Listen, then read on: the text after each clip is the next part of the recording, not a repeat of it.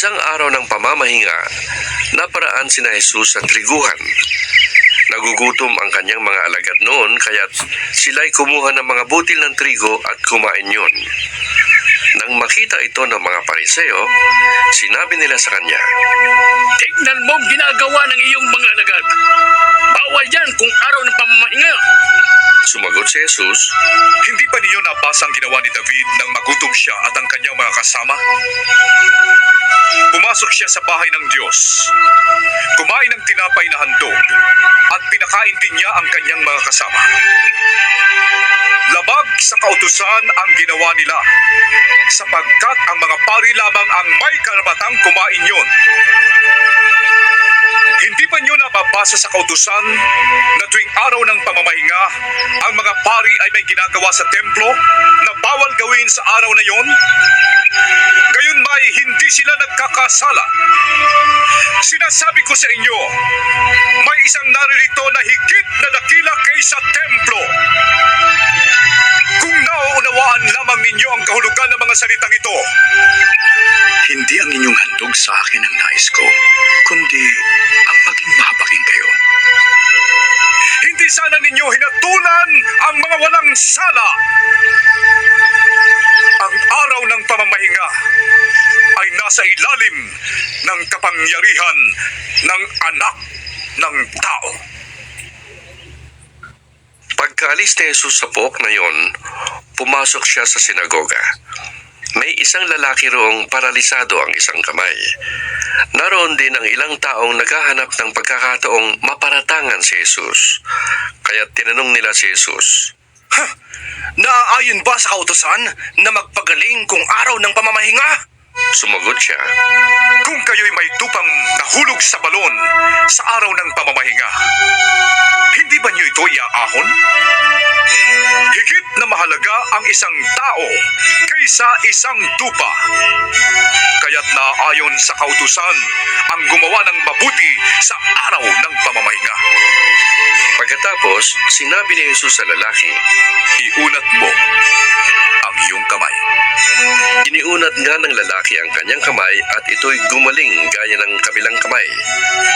Umalis naman ang mga Pariseyong naroroon at nag-usap-usap kung paano nila maipapapatay si Jesus. Alam ito ni Jesus, kaya't umalis siya roon. Maraming sumunod sa kanya at pinagaling niya ang lahat ng may sakit. Ngunit mahigpit niyang pinagbilin na huwag nilang ipamamalita kung sino siya. Nangyari ito upang matupad ang sinabi ni Propeta Isaias.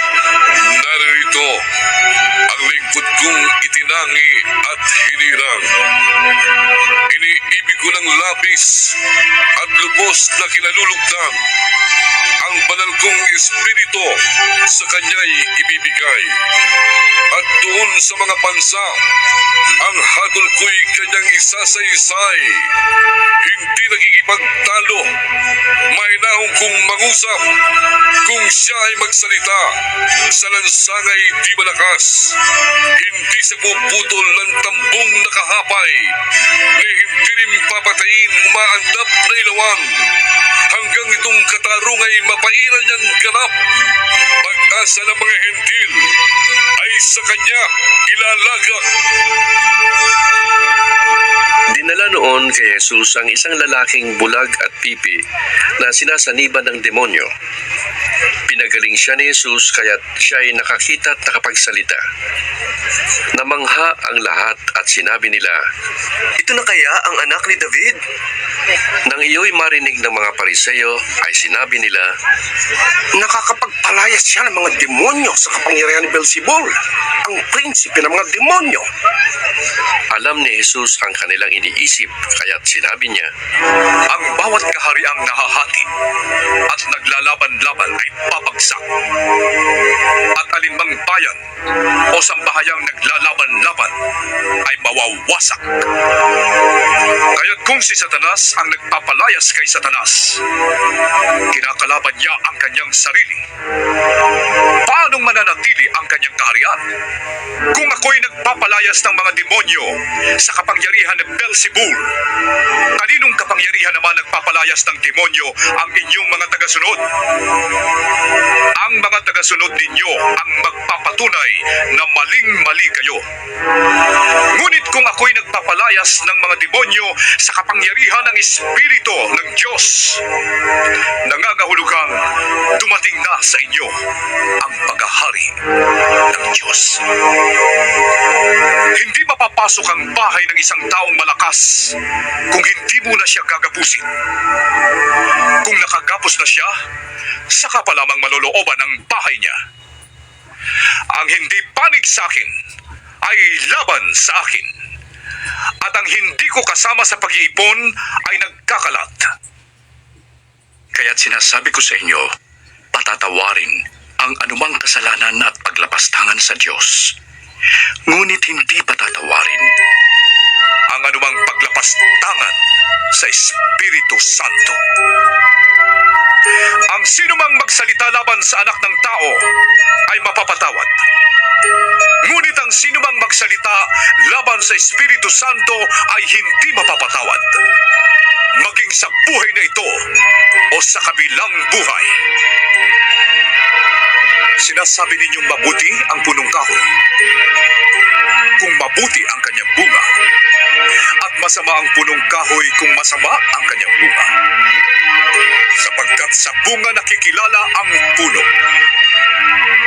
Kayong mga ulupong, paano kayong makapagsasabi ng mabubuting bagay gayong kayo'y masasama? Kung ano ang nag-uumapaw sa puso ay siyang sinasabi ng bibig. Mabuti ang sinasabi ng mabuting tao sapagkat puno ng kabutihan ang kanyang puso. Masama ang sinasabi ng masamang tao sapagkat puno ng kasamaan ang kanyang puso. Tandaan ninyo, sa araw ng paghuhukom, pananagutan ng tao ang bawat walang kabuluhang salitang sinabi niya. Pawawalang sala ka o parurusahan batay sa iyong mga salita. Sinabi naman sa kanya ng ilang tagapagturo ng kautusan at pariseo, Guro, maaari po bang magpakita kayo sa amin ng isang tanda mula sa langit? sumagot si Jesus, Lahing masama at taksil sa Diyos.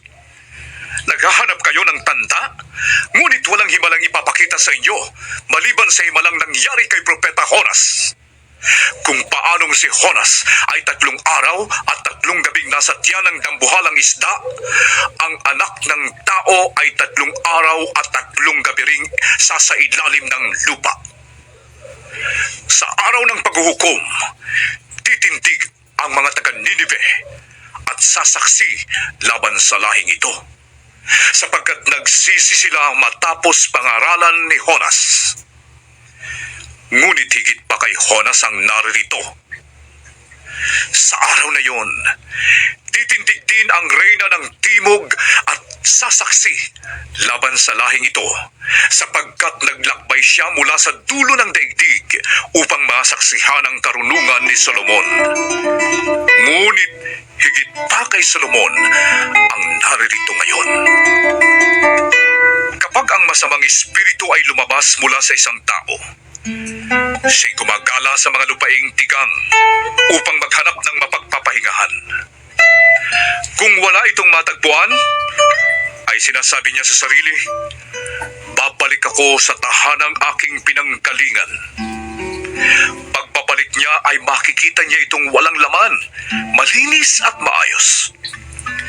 Kaya't aalis siya at magsasama pa ng 7 espiritong mas masama pa kaysa sa kanya at papasok sila at maninirahan doon. Dahil dito, ang kanyang magiging kalagayan ay mas masama pa kaysa dati. Ganyan ang mangyayari sa masamang lahing ito.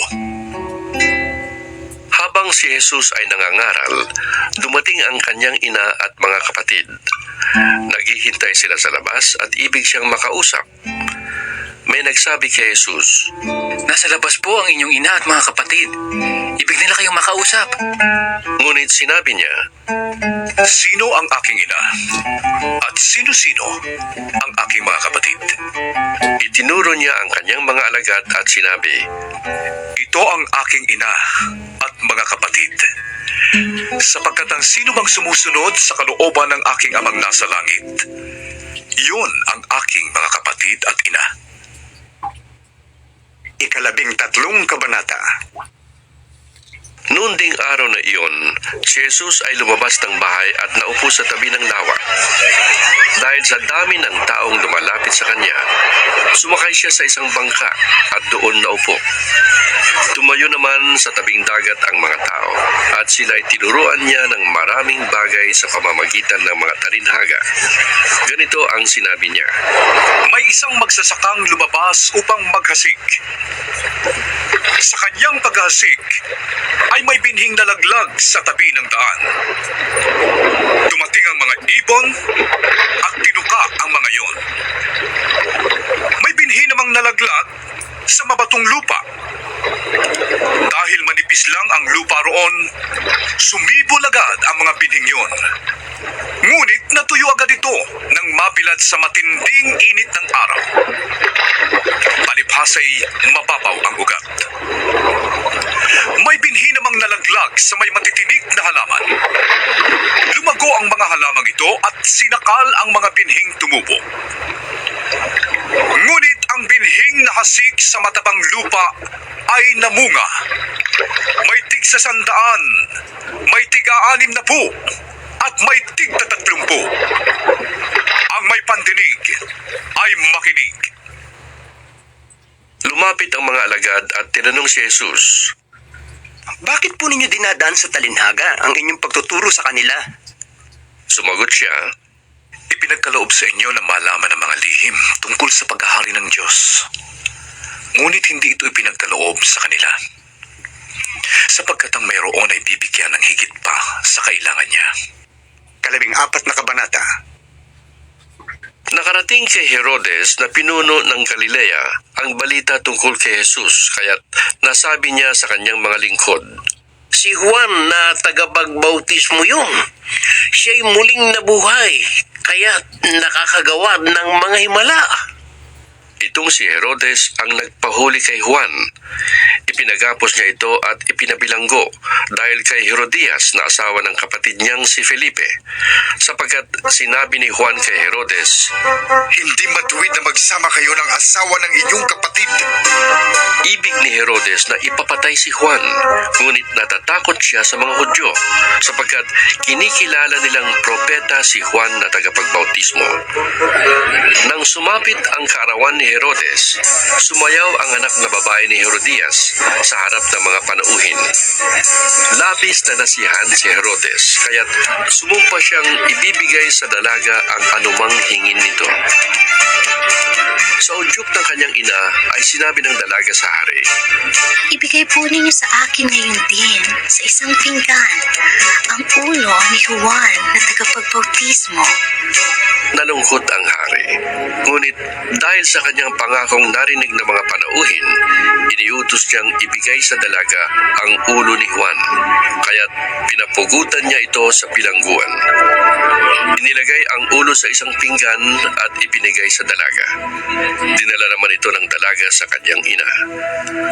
Dumating ang mga alagad ni Juan, kinuha ang kanyang bangkay at inilibing. Pagkatapos, ibinalita nila kay Jesus ang nangyari. Nang marinig ni Jesus ang pagkamatay ni Juan, sumakay siya sa isang bangka at pumunta sa isang lugar na walang tao. Nang mabalitaan naman yun ng mga tao, sila'y lumabas ng mga bayan at palakat na sumunod sa kanya. Pagdating ni Jesus sa dalampasigan, nakita niya ang napakaraming taong iyon. Nahabag siya sa kanila at pinagaling niya ang mga may sakit na dala nila. Nang dapit hapon ay lumapit sa kanya ang mga alagad. Sinabi nila, Malapit na pong lumubog ang araw at ilang ang lugar na ito. Papuntahin na po ninyo sa mga kalapit na nayo ng mga tao upang makabili ng kanilang makakain. Hindi na sila kailangang umalis. Sabi ni Jesus. Kayo ang magpakain sa kanila. Sumagot sila. Wala po tayong pagkain, kundi 5 tinapay lamang at 2 isda. Dalhin niyo rito. Sabi niya. Pinaupo niya sa damuhan ang mga tao. Kinuha ang 5 tinapay at 2 isda. Tumingala siya sa langit at nagpasalamat sa Diyos. Pinaghati-hati niya ang mga tinapay at iniutos sa mga alagad na ipamahagi iyon sa mga tao. Nakakain ang lahat at nabusog. Nang tipunin ng mga alagad ang lumabis, nakapuno sila ng 12 kaing ng tinapay. May 5,000 lalaki ang kumain, bukod pa sa mga babae at mga bata. Agad pinasakay ni Jesus sa bangka ang mga alagad at pinauna sa kabilang ibayo. Samantala, pinauwi naman niya ang mga tao. Matapos siyang paalisin ng mga ito, umakyat siya sa bundok upang manalangin. Nag-iisa siyang inabot doon ng gabi.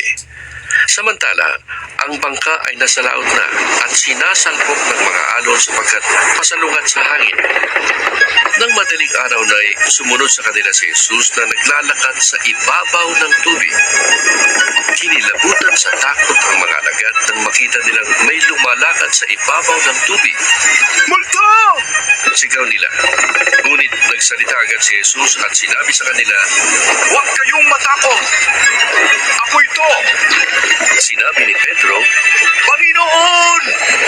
Kung talagang kayo nga yan, papuntahin ninyo ako sa inyo diyan sa tubig! sumagot siya. Halika!